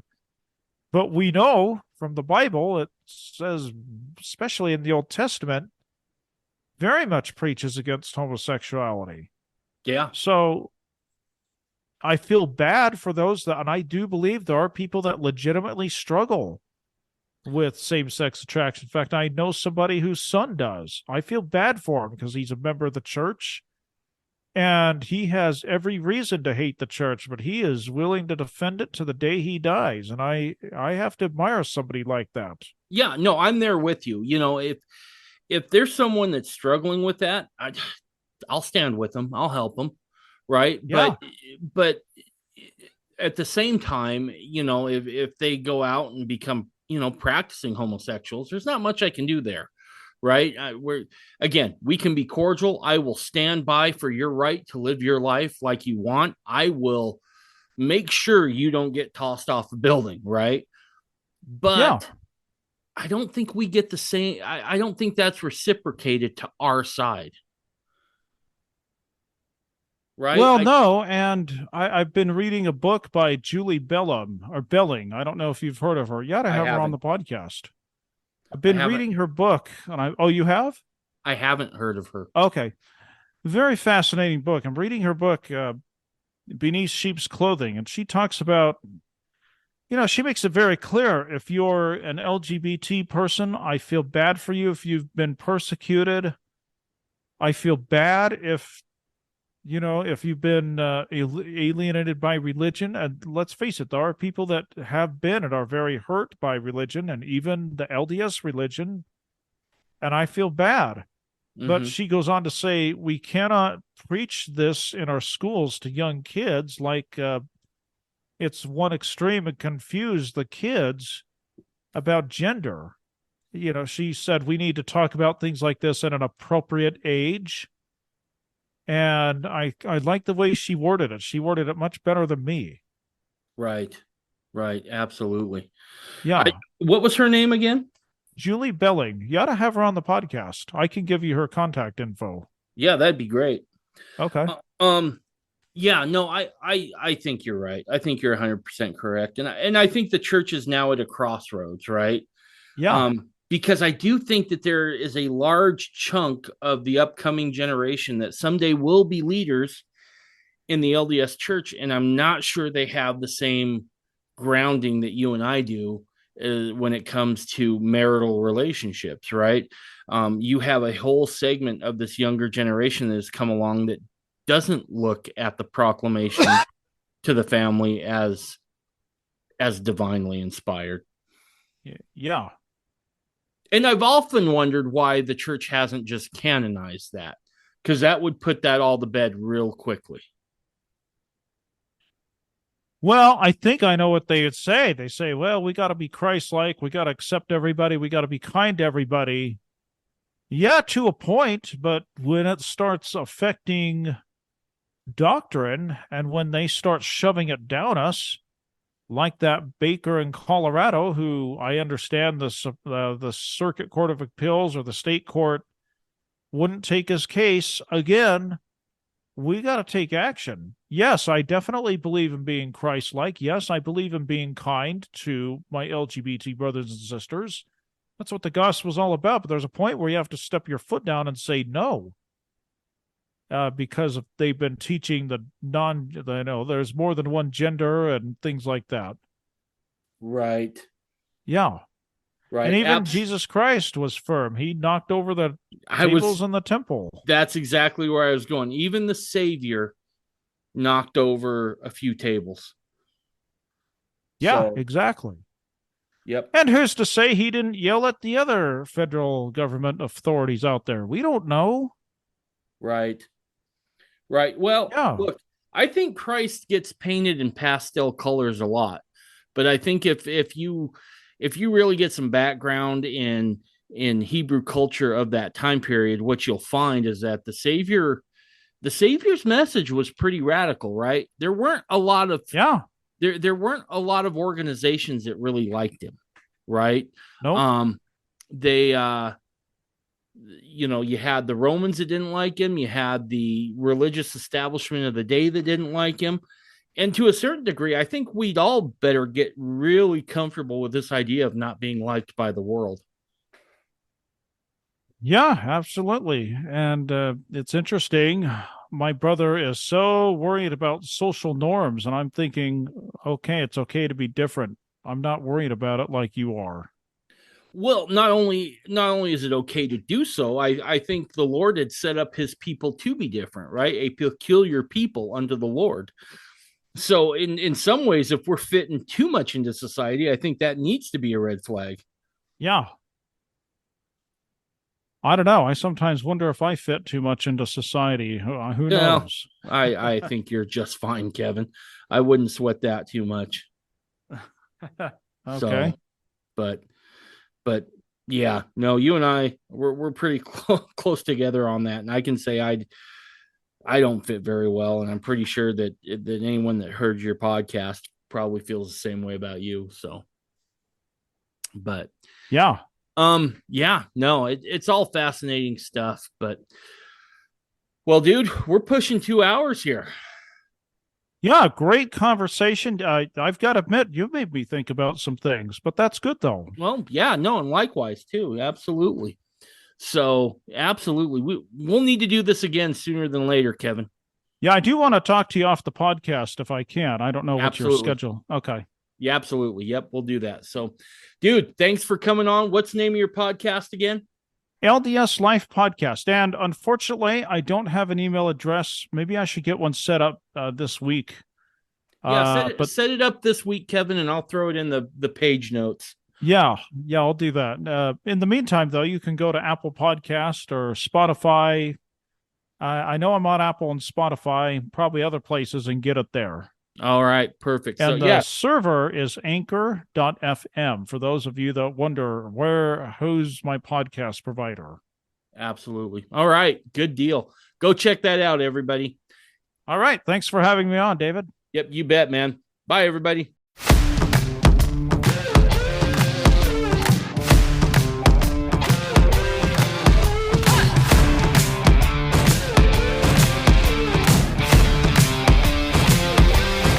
You're listening to the Mormon Renegade Podcast.